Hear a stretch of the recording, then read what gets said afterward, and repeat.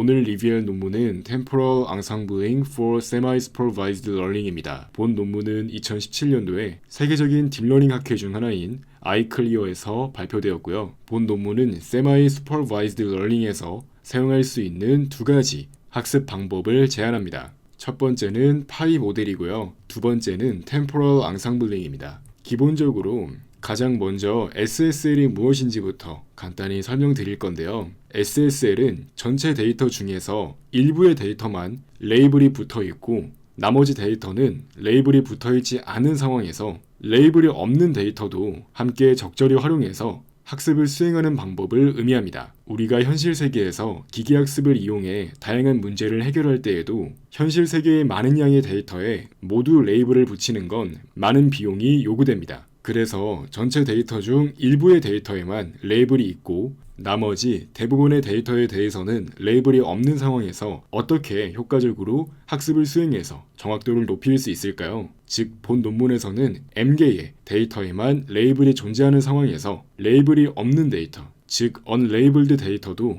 적절히 활용해서 학습을 수행하는 두 가지 방법을 제안합니다. 즉, 학습을 수행할 때는 레이블이 있는 데이터 그리고 레이블이 없는 데이터 둘 다 모두 활용하는 것이고요. 예를 들어 다음과 같이 4개의 클래스가 존재하는 상황을 가정해 보겠습니다. 이때 총 20개의 학습 데이터가 존재하는데 이 중에서 각각의 클래스당 2개의 데이터에만 레이블이 붙어 있다고 가정해 보겠습니다. 즉, 테두리가 회색인 이러한 이미지들은 레이블이 없는 데이터로 보실 수 있는데요. 이러한 상황에서 레이블이 있는 데이터를 이용해서 각각 클래스를 분류하되 레이블이 없는 데이터 또한 학습 과정에서 적절히 사용될 수 있도록 해서 결과적으로 성능을 더 끌어올릴 수 있습니다. 레이블이 없는 데이터라고 하더라도 이러한 이미지에는 유의미한 시멘틱 피처들이 존재하기 때문에 그러한 정보를 학습 과정에서 활용할 수 있도록 한다면 레이블이 없는 데이터라고 하더라도 학습에 사용됨으로써 모델의 테스트 정확도를 끌어올릴 수 있습니다. 이때 사용할 수 있는 방법은 정말 다양할 텐데요.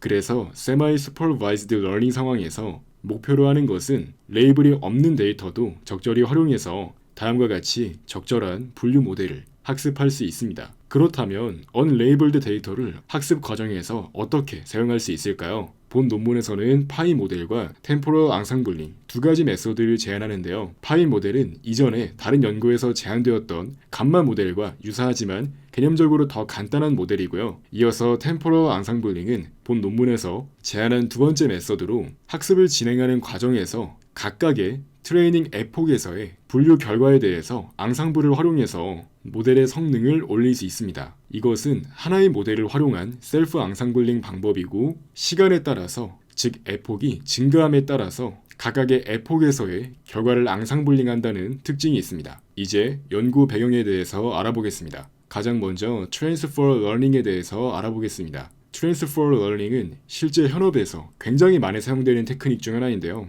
바로 큰 데이터 세트로 사전 학습된 CNN 모델을 불러와서 피처 리스트렉터 파트를 그대로 가져와서 그렇게 학습된 가중치를 초기 가중치로서 사용하는 방식입니다. 예를 들어서 위쪽에 이미지넷과 같이 큰 데이터 세트로 사전 학습된 네트워크가 있다고 했을 때 학습을 다 시킨 뒤에 모델에서 통상적으로 앞부분을 가져오는데요. 이것은 일종의 피처 리스트렉터로 볼 수 있겠죠. 큰 데이터 세트로 학습이 된 가중치에서부터 출발할 수 있도록 합니다. 이때 A' 같은 경우는 이미 큰 데이터 세트로 학습이 되어 있기 때문에 일반적으로 해당 태스크 분야에서 사용되는 일반적인 피처에 대한 정보를 알고 있습니다. 그렇기 때문에 이 앞쪽 가중치를 고정한 상태로, 즉 프리즈한 상태로 뒤쪽 레이어만 우리가 추가적으로 변경하거나 새롭게 붙여서 이 뒤쪽만 학습하도록 할 수 있고요. 혹은 이렇게 가져온 앞쪽 레이어도 전부 다 파인 튜닝해서 업데이트가 이루어질 수 있도록 할 수 있습니다. 기본적으로 이처럼 이미 학습되어 있는 네트워크의 가중치를 가져와서 거기에서부터 출발할 수 있도록 하면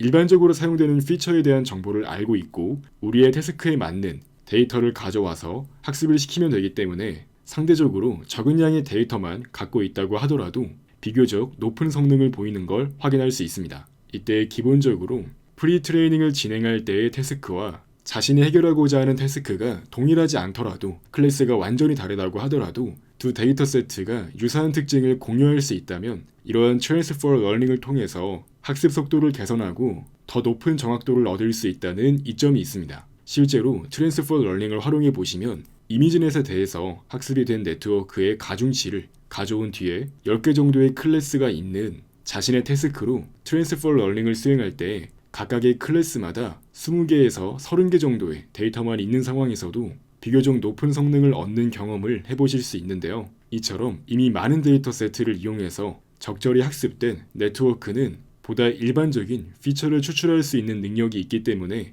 이러한 가중치에서부터 출발했을 때 이점이 있는 것입니다. 이어서 유사한 연구 분야로 Self-Supervised Learning에 대해서도 언급하겠습니다. 일반적으로 Self-Supervised Learning은 2스테이지 방식으로 전체 과정을 사용하는 경우가 많은데요. 일반적으로 첫 번째 스테이지에서는 많은 양의 unlabeled 데이터 세트를 이용해서 먼저 representation을 학습할 수 있도록 합니다. 이때 별도의 레이블링 비용이 들지 않기 때문에 이러한 과정은 보다 수월하게 수행될 수 있습니다. 그렇다면 이때 representation은 어떤 식으로 학습할 수 있을까요? 일반적으로 이때 프리텍스트 태스크를 설계한 뒤에 이것을 해결하도록 해서 다양한 이미지에 존재하는 representation을 학습할 수 있도록 합니다. 바로 이러한 첫 번째 단계를 Self-Supervised Learning으로 볼 수 있는데요. 실제로 우리가 궁극적으로 해결하고자 하는 태스크를 직접적으로 해결하도록 하지 않고 사전에 정의한 프리텍스트 태스크를 해결하도록 해서 이미지에 존재하는 전반적인 시멘틱 피처를 네트워크가 학습할 수 있도록 하는 것입니다.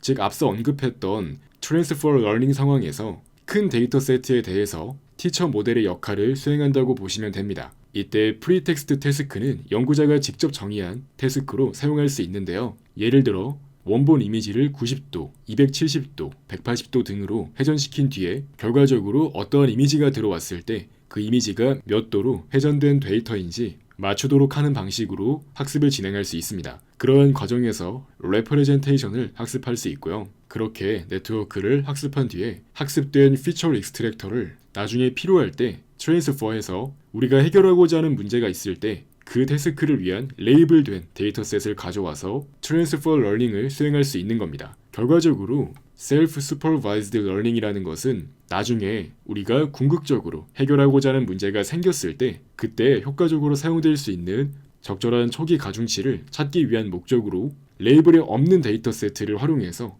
거기에 존재하는 레프레젠테이션을 적절히 학습할 수 있도록 하는 것입니다. 즉 나중에 적은 양의 레이블된 데이터 세트가 들어왔을 때에도 적절히 높은 정확도로 학습을 수행할 수 있도록 합니다. 반면에 Semi-Supervised Learning은 일반적으로 특정한 프리텍스트 태스크를 미리 해결해 놓아서 레프레젠테이션을 학습한 뒤에 미래의 특정 문제를 해결하기보다는 하나의 태스크를 직접적으로 해결하기 위해서 같이 사용하는 등의 방법을 사용할 수 있습니다. 물론 Semi-Supervised Learning에는 다양한 학습 방법이 존재하고 여러 개의 스테이지로 나누어서 전체 학습을 수행하는 경우도 있지만 통상적으로 별도로 자신이 궁극적으로 해결하고자 하는 태스크와 상관없는 프리텍스트 태스크를 해결하는 방식을 사용하진 않습니다. 반면에 unlabeled 데이터셋과 labeled 데이터셋 두 개를 모두 활용해서 학습을 수행하는 consistent training 방식을 사용하곤 합니다. 이때는 unlabeled 데이터셋에 대해서는 unsupervised loss를 사용하고 labeled 데이터셋에는 supervised loss를 사용해서 이러한 두 로스의 합으로 네트워크를 학습하는 방법을 사용할 수 있습니다. 오늘 다루고 있는 논문은 바로 이러한 semi-supervised learning 상황을 효과적으로 해결하기 위한 메서드를 제안합니다. 또 이어서 연구 배경으로 드랍아웃에 대해서 알아보겠습니다. 드랍아웃은 학습 시기에 랜덤으로 특정 뉴런을 드랍하는 방식인데요. 참고로 학습 시기에만 특정한 확률에 따라서 뉴런들을 드랍하고 테스트 시기에는 모든 뉴런에 대한 아웃풋을 활용한다는 점이 특징입니다. 그림을 확인해 보시면 일반적인 뉴럴 네트워크에서는 이처럼 입력 레이어부터 출력 레이어까지 각각의 레이어를 거치면서 기본적으로 모든 뉴런에 대해서 입력이 들어오고 출력이 나가는 상황을 가정합니다. 반면에 드랍아웃을 사용할 때에는 이처럼 학습을 수행할 때 확률적으로 특정 뉴런들을 드랍시킵니다. 말 그대로 아웃풋 값을 0으로 바꿔버리는 방법을 사용할 수 있고요. 이런 식으로 학습을 수행할 때마다 랜덤으로 특정 뉴런들을 드랍하는 방식을 사용하게 되면 우리가 실제로는 하나의 뉴럴 네트워크로 학습을 수행하지만 학습을 수행하는 과정에서 뉴런 간의 연결 방식이 계속해서 변경되기 때문에 마치 학습 과정에서 네트워크가 바뀌는 것처럼, 즉 여러 개의 네트워크를 활용하는 것과 같은 효과를 낼 수 있습니다. 그래서 이러한 드랍아웃은 모델 앙상블과 유사한 효과를 갖게 되고요. 그래서 결과적으로 오버피팅을 예방하고 일반화 성능을 올려준다는 장점이 있습니다. 이때 드랍아웃의 장점은 실제로 여러 개의 모델을 사용하지 않아도 하나의 모델 인스턴스만 가지고도 마치 앙상블을 수행한 것과 같은 효과를 낼 수 있기 때문에 보다 네트워크 가중치를 저장할 메모리가 적게 소요되고 인퍼런스 또한 한 번만 수행하면 되기 때문에 컴퓨터 자원 또한 적게 사용됩니다. 이제 본격적으로 오늘 소개하는 논문에서 제안한 메서드에 대해서 설명하겠습니다. 먼저 본 논문은 파이 모델을 제안했는데요. 파이 모델은 하나의 입력 이미지마다 두 개의 서로 다른 리얼라이제이션을 활용해서 그 두 개에 대한 아웃풋이 유사하게 나올 수 있는 방식으로 학습을 진행합니다. 실제 그림을 확인해 보시면 i번째 이미지에는 그에 맞는 레이블이 붙어 있거나 혹은 붙어 있지 않을 수 있습니다. 여기 보이는 파이 모델은 레이블이 있는 데이터 그리고 레이블이 없는 데이터가 모두 포함되어 있는 데이터 세트로 학습을 수행할 때 사용할 수 있는데요. 먼저 하나의 이미지가 있을 때 이 이미지에 대해서 랜덤하게 어그먼테이션을 진행합니다. 이때 어그먼테이션은 약간의 노이즈를 섞는 노이즈 연산이 들어갈 수 있고 이미지를 로테이션하거나 트랜슬레이트하는 방식으로 데이터 어그먼테이션을 수행하는 컴포넌트라고 보시면 됩니다. 이때 그러한 트랜스포메이션을 매번 랜덤하게 수행하기 때문에 동일한 이미지에 대해서 두 개의 서로 다른 어그먼테이션이 이루어진 데이터가 나오게 될 거고요. 그 두 개는 결과적으로 동일한 이미지에서 왔고 인간이 보기에도 마찬가지로 동일한 이미지로 분류될 것입니다. 그렇기 때문에 네트워크 또한 이러한 두 가지 서로 다른 어그먼테이션이 적용된 이미지에 대해서 동일한 결과를 내도록, 즉 컨시스턴트한 결과를 내보내도록 학습을 수행하는 것이 바람직하겠죠. 그렇기 때문에 이처럼 스퀘어드 디퍼런스 로스를 사용해서 증진된 데이터에 대해서 같은 출력 결과를 내뱉도록 합니다. 이때 같은 이미지에 대해서 서로 다른 방식으로 증진된 두 개의 이미지가 같은 출력 결과를 내뱉도록 한다는 점이 특징입니다. 이어서 레이블이 있는 데이터에 한해서는 이러한 yi가 함께 입력이 되기 때문에 이때는 크로스 엔트로피를 활용해서 해당 이미지를 특정 클래스로 분류할 수 있도록 합니다. 여기에서 유의하실 점은 이러한 모델에서 스퀘어드 디퍼런스 로스가 없다면 일반적으로 사용되는 분류 모델과 사실상 같다고 보시면 됩니다. 일반적으로 우리가 분류를 수행할 때에도 이미지에 대해서 플립과 같은 랜덤 어그먼테이션을 사용하는 경우가 많고요. 학습할 때 사용하는 로스로는 크로스 엔트로피 로스를 많이 사용하죠. 그렇기 때문에 본 논문의 파이 모델에서 실질적으로 중요한 역할을 수행하는 것은 여기 보이는 스퀘어드 디퍼런스 로스라고 보시면 됩니다. 말씀드렸듯이 크로스 엔트로피 로스는 레이블이 있는 이미지에 대해서만 계산하고요. 스퀘어드 디퍼런스 로스는 레이블이 있는 데이터 그리고 레이블이 없는 데이터 모두에 대해서 적용할 수 있도록 합니다. 이때 여기에서 이러한 스퀘어드 디퍼런스 로스를 사용하는 게 왜 성능을 올려주는지 궁금하실 수 있는데요. 여기에서 핵심은 아까 전까지 설명했던 다양한 메서드에서도 확인할 수 있었듯이 결과적으로 레이블이 없는 데이터라고 하더라도 그 이미지 자체에 존재하는 시멘틱 피처들이 존재하기 때문에 그러한 피처들을 학습할 수 있도록 하는 것이 나중에 결과적으로 네트워크가 보다 풍부한 레프레젠테이션을 학습하도록 만들어 높은 정확도를 내도록 만들 수 있기 때문입니다. 여기 보이는 스퀘어드 디퍼런스 로스는 레이블이 없는 이미지에서도 레프레젠테이션을 학습할 수 있도록 해주고요. 이때 레이블이 없는 이미지를 굉장히 많이 활용할 수 있고 레이블링 비용이 따로 들지 않고 풍부한 레프레젠테이션을 학습할 수 있다는 장점이 있습니다. 참고로 어그먼테이션에 대해서 제가 추가적인 코멘트를 하자면 일반적으로 우리가 슈퍼바이즈드 러닝을 수행할 때 데이터 어그먼테이션을 너무 과도하게 적용하면 오히려 성능이 하락할 수 있습니다. 예를 들어 트랜슬레이트를 수행할 때 적당히 이미지를 이동하는 것이 아니라 이미지를 너무 과도하게 시프트해서 오브젝트가 사라질 수도 있고요. 로테이션을 수행할 때에도 숫자 이미지인 경우 숫자 9와 숫자 6이 로테이션을 과도하게 하면 구분되지 않는 문제도 존재할 수 있고요. 또 가우시안 노이즈의 경우 과도하게 노이즈를 넣는 경우 원본 이미지에 존재하는 피처를 해칠 수가 있기 때문에 노이즈를 섞을 때에도 적절한 크기만큼 섞는 게 중요합니다. 즉 다시 말해서 단순히 어그먼테이션을 적용해서 학습을 수행할 수 있지만 이 경우 과도하게 적용하면 오히려 성능이 하락할 수 있다는 문제가 존재하고요. 여기에서 보다 핵심적인 내용은 많은 양의 unlabeled 데이터를 활용할 수 있다는 점입니다. 하나의 이미지가 들어왔을 때 랜덤하게 서로 다른 두 개의 어그먼테이션을 수행하게 되면 만들어지는 이미지는 인간에게는 같은 클래스로 분류될 수 있겠지만 해당 어그먼테이션이 수행된 결과에 대한 매니폴드를 알고 있지 못한다면 이러한 두 개의 증진된 이미지에 대해서 상당히 다른 결과를 내보낼 수 있는데요. 이때 스퀘어드 디퍼런스 로스가 두 개의 결과가 서로 같아지는 방향으로 네트워크를 업데이트하는 데 도움을 주고 결과적으로 그러한 과정에서 레이블이 없는 이미지에서도 레프레젠테이션을 학습할 수 있게 되고요. 이러한 트랜스포메이션에 대해서 보다 로버스트한 모델을 만들 수 있도록 해주어서 결과적으로 많은 양의 데이터를 활용해서 유의미한 피처를 학습할 수 있도록 함으로써 정확도가 향상될 수 있습니다. 참고로 파이 모델의 경우 크로스 엔트로피 로스와 스퀘어드 디퍼런스 로스 사이의 가중치를 조절하기 위해 별도로 가중치 함수를 함께 사용합니다. 참고로 스퀘어드 디퍼런스 로스는 컨시스턴트 트레이닝 분야의 한 방법으로 레이블이 없는 데이터를 모델 학습에 활용할 수 있도록 해줍니다. 오늘 소개하는 논문에서는 이러한 컨시스턴트 트레이닝 분야의 근간이 되는 메소드를 제안했다고 이해하시면 되고요. 본 논문이 나온 이후에 굉장히 다양한 컨시스턴트 트레이닝 분야의 메소드가 제안되었고요. 기본적으로 이 분야에서는 입력 이미지나 중간에 피처단에서 노이즈가 입력된다고 하더라도 모델의 결과가 컨시스턴트 하도록 만든다는 점이 특징입니다. 결과적으로 많은 양의 unlabeled 데이터를 활용해서 데이터 어그멘테이션의 강력한 효과를 보다 크게 누릴 수 있다는 점에서 성능 향상의 이점이 있습니다. 이제 알고리즘을 확인해 보겠습니다. 말씀드렸듯이 supervised loss와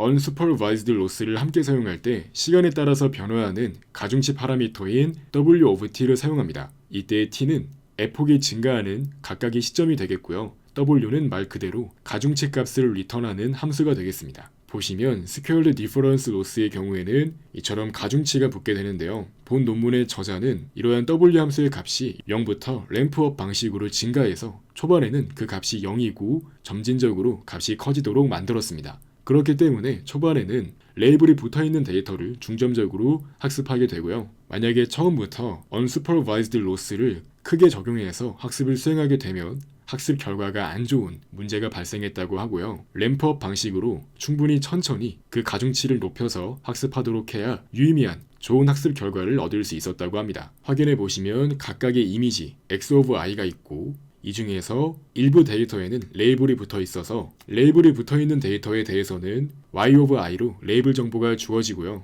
F의 경우 학습 가능한 분류 모델이고 G의 경우 입력 이미지를 랜덤으로 어그먼테이션하는 펑션입니다. 그래서 각각의 에폭마다 미니배치 단위로 학습을 수행하는데요. 동일한 이미지에 대해서 랜덤성이 가미된 어그먼테이션을 수행한 뒤에 각각 결과를 뽑습니다. 그래서 현재 배치에 포함되어 있는 이미지 중에서 레이블이 있는 데이터에 대해서는 크로스 엔트로피 로스를 사용해서 정확한 클래스로 결과값을 내보낼 수 있도록 하고 레이블이 있는 데이터와 레이블이 없는 데이터 전부에 대해서는 서로 다른 두 어그먼테이션에 대한 결과값이 유사해질 수 있는 방향으로 즉 일관적인 컨시스턴트한 결과를 내보낼 수 있도록 학습을 수행합니다. 결과적으로 이처럼 두 가지 로스를 함께 사용해서 만들어진 로스를 사용해 네트워크를 업데이트합니다. 다시 말해 각 입력에 대해서 두 번의 서로 다른 어그멘테이션 및 드랍아웃을 적용해서 결과를 구한 뒤에 그 값을 기록하고요. 레이블이 있는 데이터에 대해서는 크로스 엔트로피를 사용하고 그리고 레이블이 있는 데이터와 없는 데이터 모두에 대해서 스퀘어드 디퍼런스 로스를 사용해서 학습을 진행합니다. 말씀드렸듯이 드랍아웃의 경우에도 학습을 진행하는 과정에서는 출력 결과에 계속해서 랜덤성이 가미되기 때문에 일종의 앙상블 효과를 누릴 수 있습니다. 이어서 본 논문에서 제안한 두 번째 메소드인 템포럴 앙상블링에 대해 설명하겠습니다. 기존의 파이 모델은 각 이미지를 두 번씩 네트워크에 포월드해서 두 결과가 서로 유사해질 수 있도록 학습을 진행하죠. 이때 두 번째 이밸류에이션인 z-hat은 한 번의 이밸류에이션으로 계산되기 때문에 노이지하다는 단점이 있습니다. 확인해 보시면 파이 모델에서는 스토캐스틱 어그먼테이션을 통해서 어그먼티드 된 이미지가 네트워크에 들어가서 z-hat을 만들어내죠. 이때 이러한 z-hat은 한 번 네트워크에 포월드해서 계산된 것이기 때문에 그 결과가 노이즈할 수 있습니다. 말 그대로 한 번만 모델에 넣어서 얻은 결과이기 때문에 신뢰성이 떨어진다는 것인데요. 템포럴 앙상블링에서는 각 이미지에 대해서 이전까지의 프레딕션을 종합한 값인 앙상블 프레딕션을 z-hat으로 사용합니다. 실제 그림으로 확인해 보시면 다른 부분은 동일한데 z-hat 값이 변경된 것을 확인할 수 있습니다. 하나의 이미지가 있을 때 이 이미지에 대해서 한 번만 랜덤 어그먼테이션을 진행하고 그것을 네트워크에 넣어서 결과를 뽑아냅니다. 이때 레이블이 있는 데이터의 경우에는 크로스 엔트로피 로스를 이용해서 올바른 클래스로 분류될 수 있도록 하고요. 또한 이어서 이전까지 저장되어 있던 z 값과 비교를 해서 유사한 결과가 나올 수 있도록 합니다. 즉 기존에는 하나의 이미지에 대해서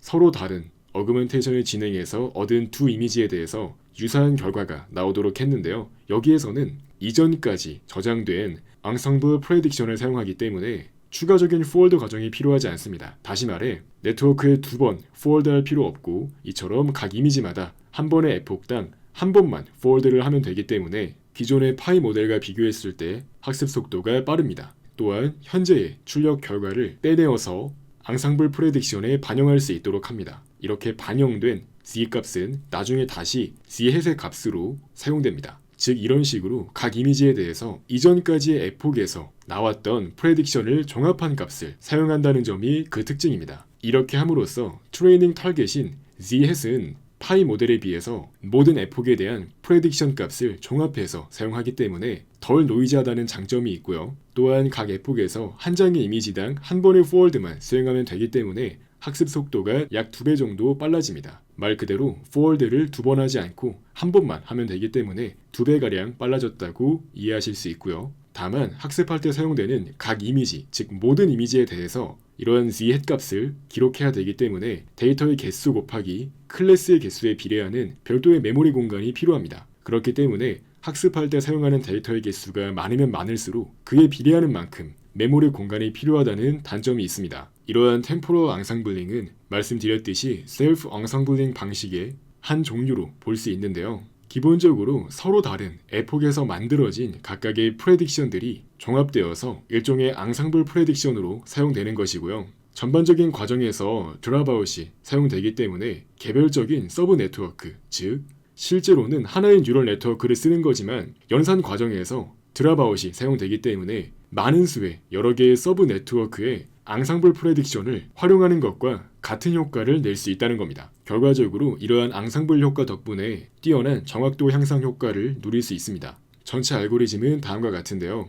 이때 모멘텀 파라미터인 알파를 이용해서 이전까지의 정보를 얼마나 사용할지 설정할 수 있습니다. 알파 값은 0부터 1 사이의 값으로 설정하는데요. 0에 가까울수록 현재의 결과를 많이 사용하는 것이고요. 1에 가까울수록 이전까지 나왔던 결과를 많이 활용하는 겁니다. 확인해 보시면 마찬가지로 각각의 이미지가 들어오고 레이블이 존재하는 이미지의 경우에는 레이블 정보가 y over i로 주어지고요. 알파는 앙상블링을 수행할 때 사용되는 모멘텀 파라미터고요. F는 뉴럴 네트워크고 G는 어그먼테이션 함수입니다. 말씀드렸듯이 각각의 이미지에 대해서 이전까지의 분류 결과를 종합한 정보가 사용되기 때문에 n 곱하기 c에 비례하는 크기의 매트릭스를 이니셜라이제이션 해주고요. 이제 여러 번의 에폭을 반복하는데요. 각각의 에폭마다 미니 배치 단위로 학습을 수행합니다. 마찬가지로 템포럴 앙상블링에서는 이미지당 한 번만 포월드를 수행합니다. 각 이미지에 대해서 랜덤하게 어그멘테이션과 드랍아웃을 적용한 결과를 계산하고요.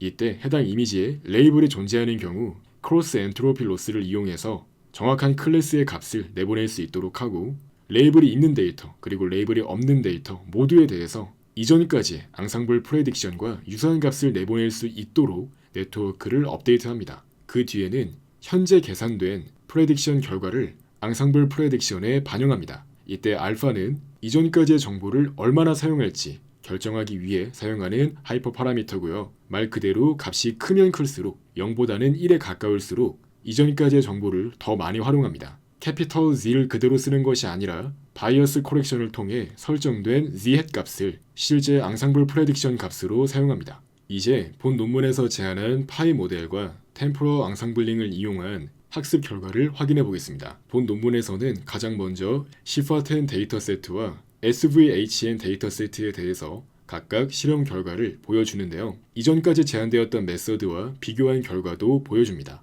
여기 보이는 수 4000은 레이블이 존재하는 이미지의 개수입니다.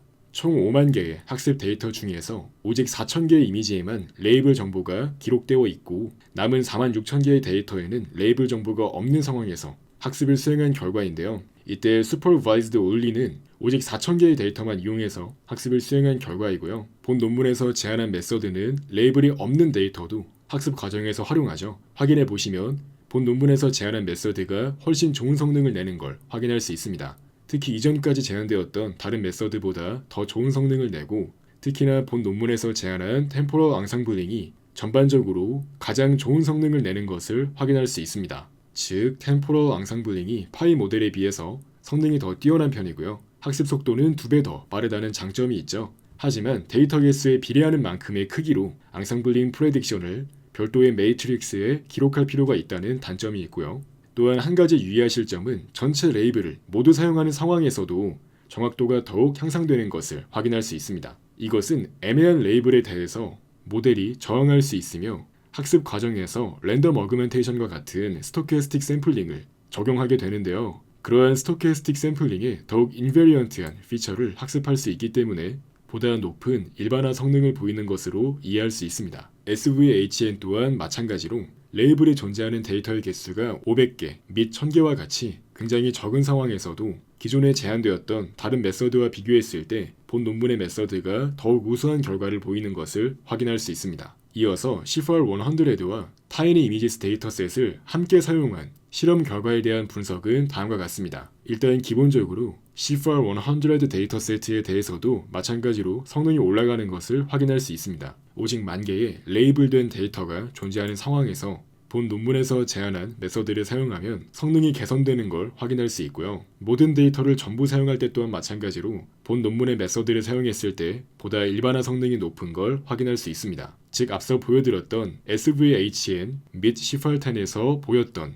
결과와 유사한 양상이 보이는 것을 확인할 수 있고요. 여기에서 재미있는 점은 CFR100에 대해서 정확도를 높이기 위해서 추가적인 이미지를 사용할 수 있다는 점인데요. 바로 본 논문에서는 이미지넷에서 언레이블드 데이터만 가져와도 성능이 올라가는 것을 확인할 수 있었습니다. 아래 보이는 표는 CFR100의 데이터 5만 개를 모두 사용하면서 추가적으로 이미지넷에서 5만 개의 데이터를 더 사용할 때의 결과인데요. 본 논문에서는 두 가지 케이스로 실험을 진행합니다. 먼저 이미지넷에서 랜덤하게 50만 장의 이미지를 준비한 데이터 세트가 있고 기본적으로 이미지넷에는 1000개의 클래스가 있는데요. 대부분의 경우 CFR100의 카테고리와는 관련 없는 클래스에 해당합니다. 즉 말 그대로 자연상에 존재하는 50만 장의 이미지를 아무거나 가져온 것이라고 이해할 수 있고요. 이어서 Restricted 데이터셋은 이미지를 가져올 때 CFR100 데이터셋에 존재하는 클래스의 이미지들로만 가져온 것입니다. 이때 실제로 실험할 때는 총 10만 개의 학습 데이터를 사용하기 위해 두 케이스 각각 5만 개의 unlabeled 이미지 데이터셋을 랜덤으로 뽑아서 결과적으로 총 10만 개의 데이터셋으로 학습을 진행합니다. 이때 5만 개는 레이블이 붙어있는 CFR100 데이터셋이고요. 나머지 5만 개는 레이블이 없는 이미지넷 데이터셋입니다. 결과를 확인해 보시면 오히려 관련성이 없는 일반적인 자연 이미지를 가져왔을 때가 더 성능이 좋게 나오는 걸 확인할 수 있는데요. 여기서 우리가 알 수 있는 점은 꼭 동일한 클래스의 이미지가 아니라고 하더라도 적절히 유사한 매니폴드를 갖고 있는 내추럴 이미지를 활용해도 성능이 개선될 수 있다는 것입니다. 또한 본 논문에서 제안한 메서드는 부정확한 레이블에 대해서 보다 로버스트한 장점이 있는데요. 일반적인 슈퍼바이즈드 러닝에서는 잘못된 레이블이 많으면 그러한 잘못된 레이블의 비율이 증가함에 따라서 성능이 급격하게 하락하는 문제가 있는데요. 본 논문에서 제안한 템포럴 앙상블링은 부적절하게 레이블이 이루어진 데이터에 대해서도 보다 잘 대항할 수 있다는 장점이 있습니다. 여기 보이는 그래프에서 퍼센테지는 학습 데이터 세트에서 레이블이 랜덤하게 붙어있는 상황으로 이해할 수 있습니다. 예를 들어 SVHN의 경우 총 10개의 클래스가 존재하는데요. 이때 90%의 이미지가 레이블이 랜덤하게 붙어있다는 것은 예를 들어 100장의 이미지가 있을 때 오직 10장만 레이블이 정상적으로 붙어있고 남은 90장에 대해서는 그냥 랜덤하게 레이블이 붙어있는 상황이라고 보시면 됩니다. 이처럼 적은 양의 데이터에만 정상적으로 레이블이 붙어있고 대부분의 데이터에 랜덤하게 레이블이 붙어있다고 하더라도 비교적 높은 정확도를 보이는 걸 확인할 수 있습니다. 일반적인 슈퍼바이즈드 러닝 상황에서는 정확도가 매우 많이 감소하는 걸 확인할 수 있는데요. 본 논문에서 제안한 템포럴 앙상블링의 경우에는 이처럼 잘못된 레이블의 비율이 높아진다고 하더라도 모델의 성능이 상대적으로 잘 방어되는 것을 확인할 수 있습니다. 본 논문의 결과에 따르면 약 80%의 데이터에 랜덤으로 레이블이 붙어 있어도 충분히 좋은 성능을 내는 것을 확인할 수 있죠. 이상으로 오늘은 세마이 슈퍼바이즈드 러닝에서 효과적으로 사용할 수 있는 템포럴 앙상블링에 대해 소개하는 논문을 리뷰하는 시간을 가져보았습니다.